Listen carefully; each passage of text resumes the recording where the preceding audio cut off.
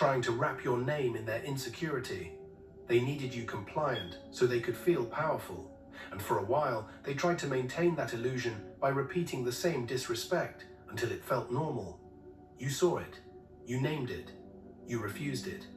You didn't raise your voice to prove your point, you took your voice back and used it with precision. If that meant writing what needed to be documented, you wrote. If it meant reporting what crossed a line, you did. If it meant saying, "That's not accurate and it ends here," you said it and stood on it.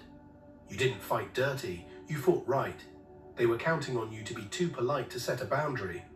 They wanted you meek on command so they could claim they were right about you. But respect is not a favor you beg for, it is a standard you live. You chose to live it. You showed them without theatrics that your time, your mind, and your dignity are not open for negotiation. You don't trade your peace for their entertainment. You don't let anyone adjust your worth with rumors. You don't allow chaos to become your atmosphere just because someone else needs noise to feel significant. They tried to control your narrative by controlling your access. Who hears you, who believes you, who stands near you. When they felt that grip loosening, they escalated. They repeated old stories and dug for new ones. They threw your past in the air like confetti, hoping it would stick to your present. But growth doesn't ask permission, and transformation is its own witness. You've done the work to outgrow what no longer fits. You carry new habits, new structure, new calm, and the truth became hard to ignore. The person they were speaking about wasn't the person standing in front of them. You didn't wait around for people who never check on you to decide whether you deserve decency. You stopped explaining yourself to mess. You stepped out of rooms that confused proximity with ownership, where people thought knowing your business gave them the right to run it.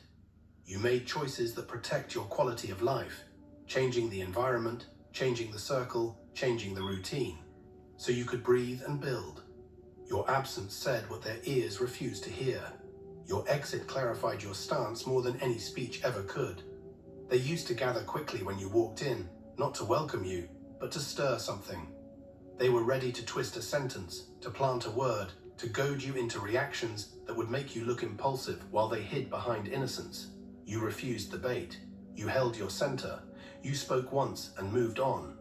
And because you did, they had to confront the gap between their story and the truth. The truth is that you are steady under pressure. You are respectful without being passive. You are discerning about who gets access to you, and you only raise your volume when you choose to, not when you're summoned. They wanted you to be robotic, predictable, programmable, unable to say no.